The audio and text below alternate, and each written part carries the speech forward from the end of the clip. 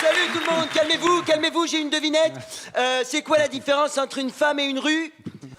Quand tu te trompes de rue, ta rue elle fait pas la gueule pendant 10 jours. Bah, putain, des blagues sur la voirie. Allez, assez rigolé, je suis pas là pour vous divertir avec des J'avais peur que tu plaisanteries. parles des inondations, mais... J'entends pas, j'ai pas mon casque, ne parle pas pendant la chronique. Assez rigolé. Eh, tu me parles pas comme ça. Arrête, ça suffit, tu es viré, Nagui. Je suis pas là pour vous divertir, donc avec des plaisanteries sur le réseau routier urbain. Je suis là pour l'info, c'est l'heure de ma revue de presse. Et aujourd'hui, on va parler des cons. Ça va te plaire, Daniel. Jingle. Les cons, c'est très très bien. Quand on est con, on peut trouver du travail et être payé pour faire des éditos dans le journal Le Point. Alors, cette semaine, l'édito de Franz-Olivier Gibert était magique. Je cite, la France est soumise aujourd'hui à 2 menaces qui, pour être différentes, n'en mettent pas moins en péril son intégrité. Daesh et la CGT. Po, po, po, drop the mic. Wow, attendez, je reprends le mic. Non, mais moi, je quitte l'humour. Il est bien trop loin dans le game, Gibert. Il a réussi à mettre Daesh et la CGT dans la même phrase. Alors, en plus, moi, ça m'emmerde. Je suis pas un gros fan de la CGT à cause de leurs arrangements avec le gouvernement pour assurer une reconversion sympa quand le patron du syndicat part à la retraite. Mais là, quand t'as quelqu'un qui sort un truc aussi con, t'es bien obligé de réagir. Qu'est-ce qui lui est arrivé au Gibert? C'est à l'accouchement que ça a merdé? Sa mère, elle s'est gourée, elle a jeté le bébé, elle a élevé le placenta? Non mais pour vous dire, il est tellement con, si tous les cons du monde se donnaient la main, Franz-Olivier Gibert, il donnerait les pieds. Non. Bon, alors évidemment... Je m'y attendais un peu en ouvrant Le Point. Je sais qu'au niveau de l'analyse politique, on est plus proche de Super Picsou géant que du monde diplomatique.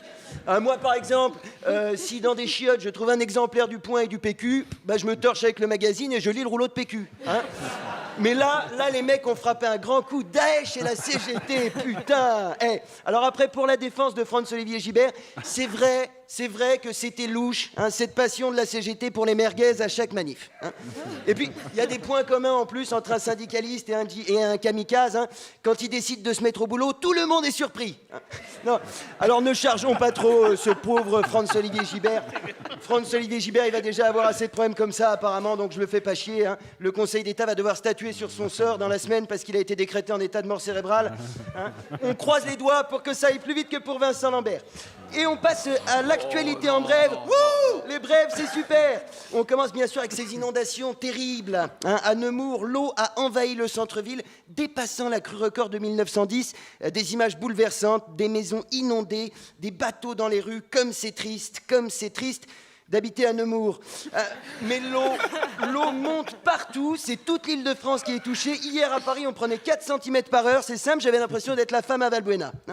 Alors, mon conseil pour mieux vivre les inondations, à chaque mètre d'eau, rajoutez 20 cm de Ricard. Allez, je termine à l'international avec la branche libyenne de la CGT qui vient de revendiquer la mort de 48 soldats dans une opération kamikaze menée par un syndicaliste kényan. En Syrie, en revanche, la coalition menée par les États-Unis s'est attaquée à la ville de Minbej, hein, toujours aux mains des grévistes. Une offensive stratégique puisque c'est le principal point de passage vers la Turquie qui permet à Abou Philippe Martinez d'alimenter Raqqa, le fief de la CGT, en merguez et en autocollant. Voilà, alors quant à nous, on se retrouve la semaine prochaine pour ma chronique vie professionnelle et je vous donnerai des conseils sur l'attitude à adopter dans un entretien d'embauche. Alors par exemple, si vous vous appelez Abdelkrim, je vous conseille de rester chez vous et jouer à la PlayStation, vous gagnerez du temps. Merci de m'avoir écouté.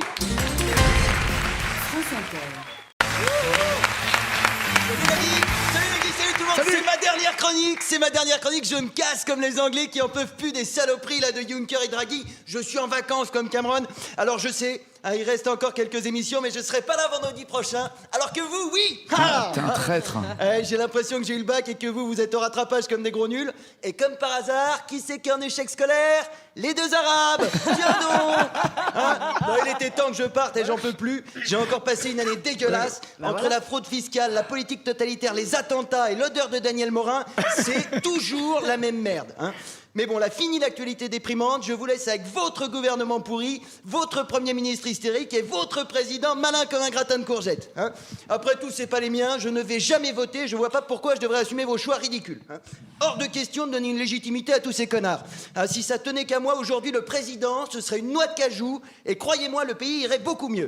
En 2017, qu'est-ce qu'on va nous proposer? Sarkozy, Le Pen, Hollande, Juppé. Et en 2022, Manuel Valls, Emmanuel Macron, Michel Sardou. En fait, j'ai qu'à reprendre toutes mes vieilles chroniques, remplacer le nom des anciens enculés par le nom des nouveaux enculés, et être payé à rien foutre, ça me donnera l'impression d'être député. Hein, ou d'être toi, Nagui. C'est toujours la même merde. Eh, pas plus tard que mercredi, Balkany a été réinvesti par les Républicains. Mais Balkany, putain! Le mec, à lui tout seul, il engorge la justice française et on le récompense. Attends, t'imagines un peu les dossiers qu'il doit avoir sur les autres pour être encore là? Eh, heureusement que Balkany, il est pas pédophile. En France, il n'y aurait pas un gamin qui pourrait s'asseoir, dis donc. Le mec, c'est plus un casier judiciaire qu'il a, c'est le 93. Au ministère de la Justice, ils ont été obligés de construire un nouveau bâtiment juste pour stocker ces dossiers. Ça fait mal au cul quand même, les dossiers judiciaires de Balkany, ils sont mieux logés que nos SDF. Hein, et pourtant, des deux, c'est pas les SDF qui puent le plus. C'est toujours la même merde, on se croirait devant un film français. Hein.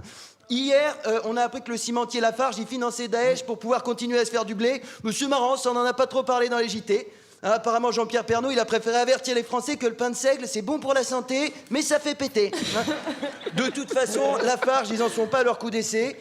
Ils avaient collaboré avec le Troisième Reich pour construire le mur de l'Atlantique. Et leur slogan, c'est Lafarge, construire des villes meilleures. Daesh, les nazis, les mecs, vu les gens avec qui ils bossent, ils risquent pas d'y avoir grand monde pour y habiter dans leur ville. Hein. C'est toujours la même merde et nous on se laisse faire. Alors de temps en temps, hein, quand les gens sont trop fâchés, ils profitent des manifestations pour casser un abribus. Et quand on regarde le 20h, on a l'impression que tous les manifestants ont violé des chatons juifs. Putain, c'est à JC Decaux les abribus. La semaine dernière, ils ont censuré une campagne publicitaire de Médecins du Monde. Oh, c'est normal, hein, faudrait pas se fâcher avec les laboratoires pharmaceutiques qui vendent des traitements contre le cancer au prix d'un aller-retour sur Saturne.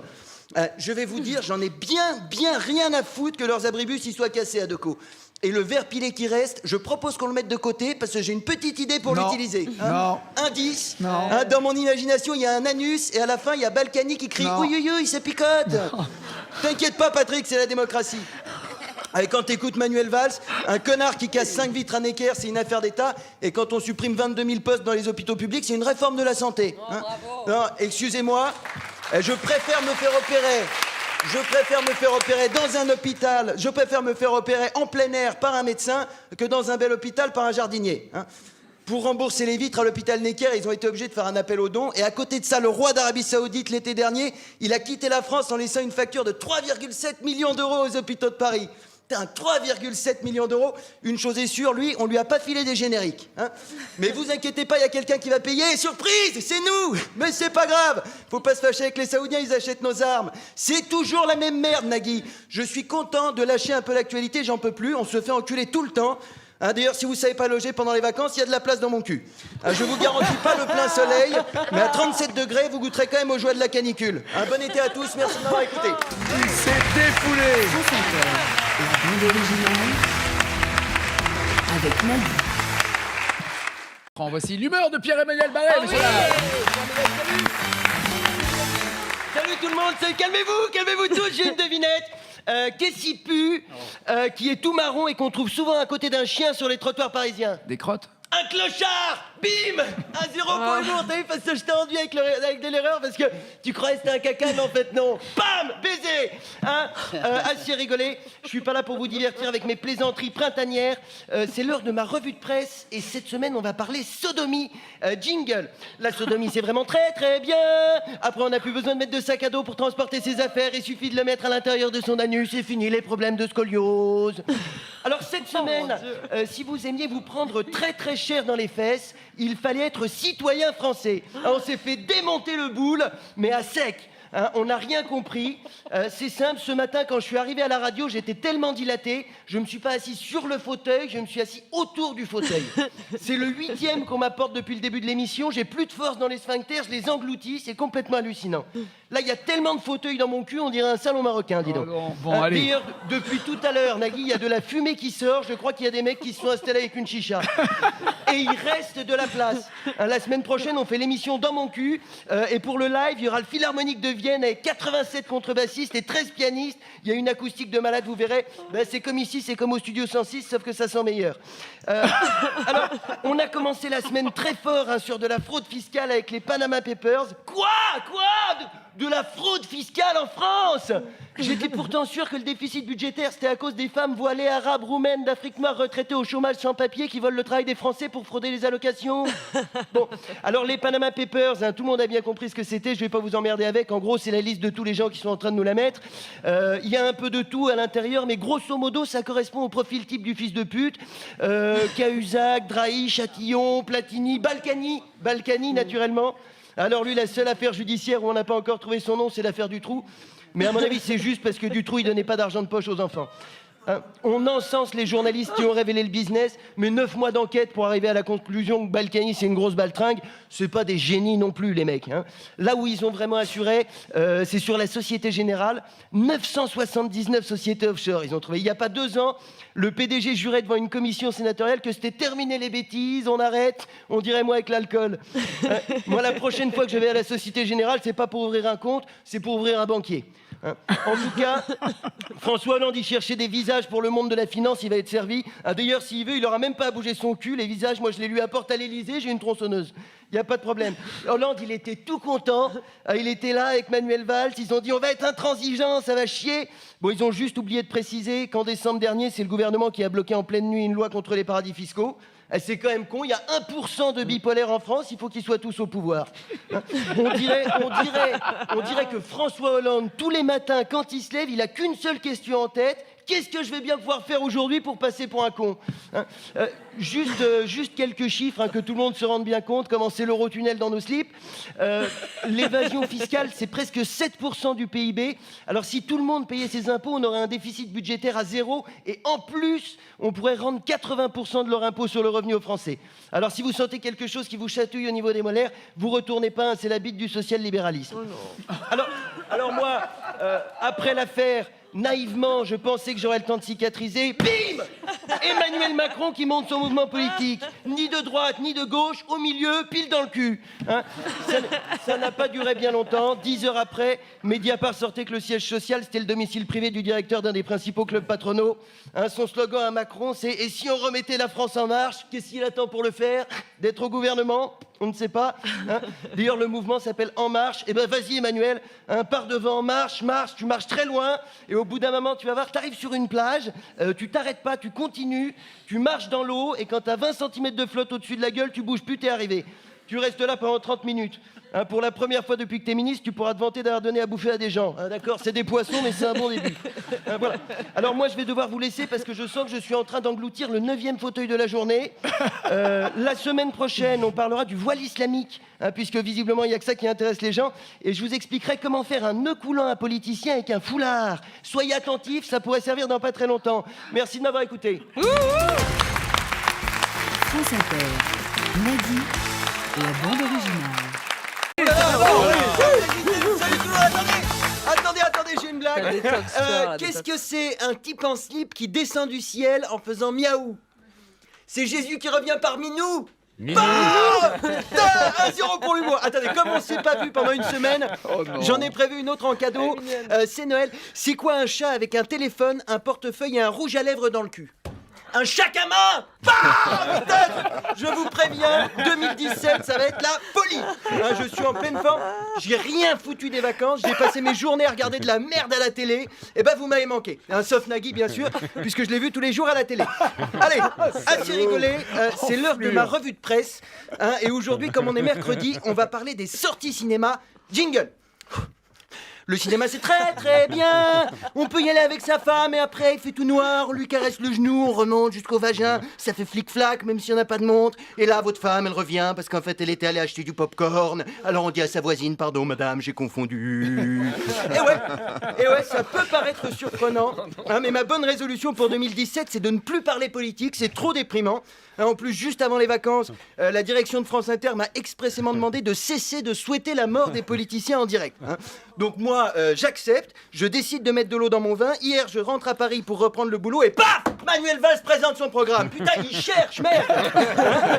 Alors, je sais, on a dit que je n'ai pas le droit de souhaiter sa mort, mais est-ce que j'ai le droit, par exemple, d'imaginer qu'il est sous la douche, tranquille, il chantonne des trucs qu'il aime bien en se savonnant, je sais pas, mais j'avais des ficelles au képi, autant béni des colonies, et là, bim, il glisse dans sa douche parce qu'il est propre, mais Non. il est con. Hein. Non. Il se casse le coccyx en Non. plein de petits morceaux de coccyx. Non. Comme il peut plus bouger, il crie au secours, aidez-moi. Mais comme sa femme, elle est en train de jouer du violon, elle n'entend pas.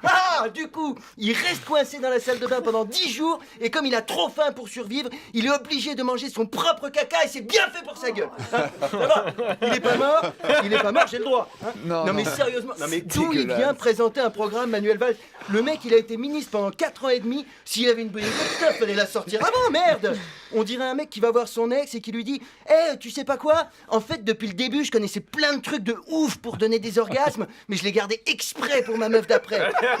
Alors bon, j'ai quand même lu son programme à Manu parce que contrairement à lui, j'essaie de bien faire mon boulot. Alors ça commence très fort.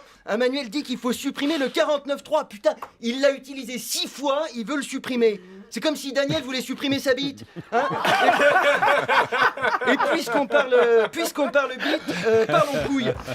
Eh bien, c'est très simple. Hein. Chez Manuel, les couilles, c'est comme les bonnes idées. Il n'en a pas. Hein. Il n'a pas le courage de proposer le mandat unique. Du coup, il veut juste limiter à 3 mandats consécutifs. Il n'a pas le courage de faire une loi pour rendre obligatoire l'égalité salariale homme-femme. Du coup, il veut juste essayer de la réduire de moitié en 5 ans. Alors, j'ai pas le droit de souhaiter ta mort, Manu. Mais je te souhaite de trouver du Viagra parce que ce que tu nous sors, c'est pas un programme, c'est une demi-molle. Hein. Alors, les gens qui ont réussi à lire le programme jusque-là sans saigner du nez ne sont pas déçus, parce que ça commence à devenir marrant avec sa proposition de créer 5000 postes, mais attention, hein, pas des profs, pas des infirmières, pas des éducateurs, non, des policiers. Hein. Comme ça, il n'y aura plus de manifestants éborgnés par des tirs de flashball, puisque les 5000 nouveaux flics auront pour mission de viser l'autre œil. Hein. Et Manu finit son programme au firmament de la connerie avec sa proposition du revenu minimum décent à 800 €. Bah, dis donc, Manu, ce qui aurait été décent, c'est de pas écrire autant de merde dans ton programme. Hein. Le loyer moyen en France, c'est 614 €. Ça veut dire que pour Valls, tu peux vivre décemment avec 186 € par mois. Bah vas-y, gros, essaie. Et tu feras moins ton malin quand ta douche, ta chambre et ta cuisine, ce sera la même pièce et que le prochain concert de ta meuf, ce sera sur la ligne 13. Hein. Bref. Alors, comme convenu avec la direction, je termine sur ma chronique cinéma. Le 22 janvier, au lieu d'aller voter aux primaires socialistes, vous faire enculer par Manuel Valls, allez au cinéma, doigtez votre voisine. Merci de m'avoir écouté. France Inter. Nagui, la bande originale. On est obligé d'aller au cinéma? Oui, Oh, bah ouais. la- Mais t'es pas obligé de doigter ta voisine. c'est rassurant pour les voisins. Oui, ton voisin, si tu veux, Nagui. C'est toi qui choisis. C'est signé Pierre-Emmanuel Barré. Voilà, je tiens à le préciser pour ceux qui cherchent à le joindre. Maison de la radio, 116 avenue du Président Kennedy, 75 116. Ils ont mon adresse à Matignon, Nagui.